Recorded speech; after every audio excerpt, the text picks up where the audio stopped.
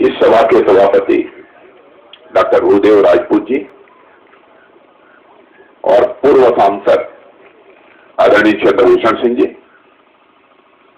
इस मंच के संचालक श्री सत्यपाल सिंह, श्री संजीव सिंह, युवा मोर्चे के प्रदेश उपाध्यक्ष श्री दिनेश कटियार, जिला महामंत्री श्री भास्कर दत्त जी द्विवेदी, पूर्व ब्लॉक प्रमुख प्रदेश उपाध्यक्ष किसान मोर्चा डॉक्टर मुकेश राठौर, यहाँ उपस्थित मेरे सभी सम्मानित बहनों और भाइयों, संभवतः इस स्थान पर मैं पहली बार आ रहा हूं, किसके पहले आया हूं? कल पहली बार आया हूं। पहली बार आने के बावजूद इन लोगों ने इतनी मोटी हार पहनाकर मेरा स्वागत किया है और नीचे भी लोगों ने फूलों की हार पहनाकर स्वागत किया है और आप लोगों ने भी तालियां बजाकर स्वागत किया है। लेकिन भारत की परंपरा है और शिष्टाचार का तकाजा है, स्वागत और सलाम दुआ कभी एक तरफा नहीं होना चाहिए। इसलिए मैं भी अपनी तरफ से शीश झुकाकर आप सभी बहनों भाइयों का हार्दिक अभिनंदन करता हूं, आप सभी का स्वागत करता हूं।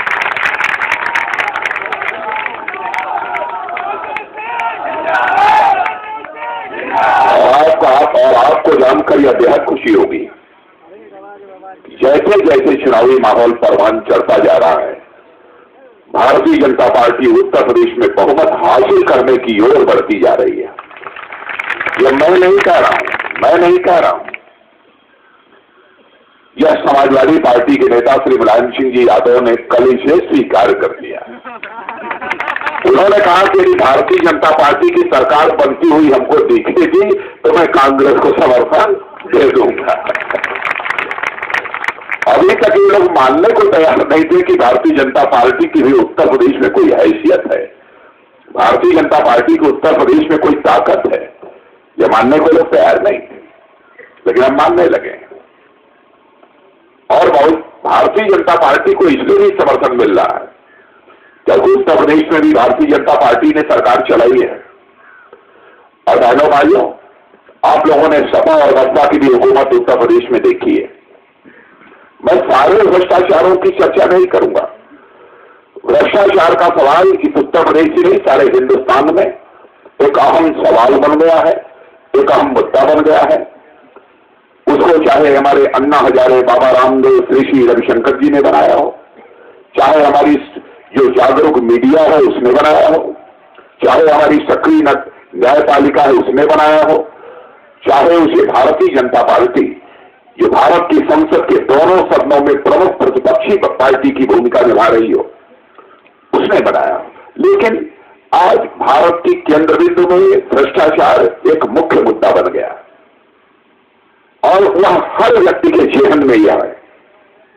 आपने सपा की सरकार देखी, बसपा की सरकार देखी, भाजपा की भी सरकार देखी है, भाजपा की तो आपने यहां भी देखी है और आपने दिल्ली में भी भाजपा की सरकार देखी है।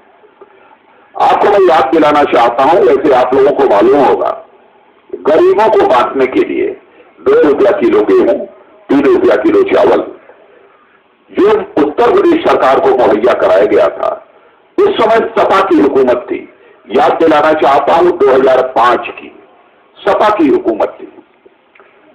वह 2 रुपया किलो गेहूं और 3 रुपया किलो चावल गरीबों को बांटने के लिए सपा के लोगों ने पता नहीं हिंदुस्तान के किस बाजार में ले जाकर उसे बेच डाला और करोड़ों रुपए का घोटाला कर दिया, 1000 करोड़ रुपए का घोटाला कर दिया। और इस पूरे मामले की समय सीबीआई जांच चल रही है। मैं कोई बात आपसे झूठ नहीं बोलूंगा क्योंकि मैं जब सभाओं में भी बोलता हूं तो आप जितने बैठे हैं, कभी आपको लगे, कभी सुन लीजिएगा कि राजनाथ सिंह ने यदि झूठ बोला है तो आप मुझे चिट्ठी लिख दीजिएगा अथवा हमारे प्रेस के सामने आप अपना कोई स्टेटमेंट दे दीजिएगा, मैं उसका स्वागत करूंगा। क्योंकि जनता की आंखों में धूल झोंक कर मैंने कभी राजनीति नहीं की है। यदि राजनीति की है तो जनता की आंखों में आंख डालकर बराबर मैंने राजनीति की है, इसलिए मैं यह बात कह रहा हूं। 2005 में खाद्यान्न घोटाला हजारों करोड़ का समाजवादी पार्टी की सरकार ने किया, सीबीआई जांच चल रही है। कई लोग जेल की हवा खा चुके हैं, अभी आगे लोग जेल जाने वाले हैं। और 2005 से जब सपा की हुकूमत थी तब से लेकर बहुजन समाज पार्टी की हुकूमत यानी 2011 के अंत तक 8000 करोड़ रुपया उत्तर प्रदेश के गांवों में रहने वाले गरीबों, किसानों, मजदूरों और मध्यम वर्गीय परिवारों के स्वास्थ्य और सेहत की चिंता करने के लिए भारत सरकार के द्वारा राष्ट्रीय ग्रामीण स्वास्थ्य मिशन के अंतर्गत 8,000 करोड़ रुपया मुहैया कराया गया।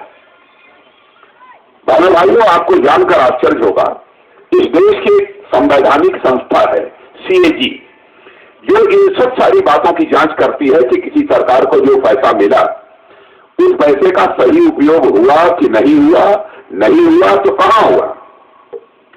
उस संवैधानिक संस्था CAG ने अपनी रिपोर्ट में कहा है कि 8,000 करोड़ रुपया जो उत्तर प्रदेश सरकार को यानी सपा बसपा सरकार को मुहैया कराए गए थे, उसमें से 5,000 करोड़ रुपए कहां चले गए इसका कोई अता पता नहीं है।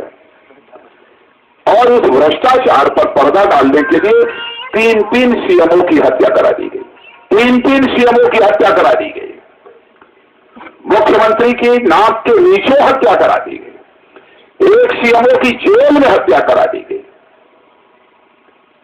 पूरे मामले की सीबीआई जांच चल रही है, लेकिन मुख्यमंत्री जी यह कहती हैं कि हमने सारे ऐसे भ्रष्ट मंत्रियों को मंत्रिमंडल से बाहर कर दिया।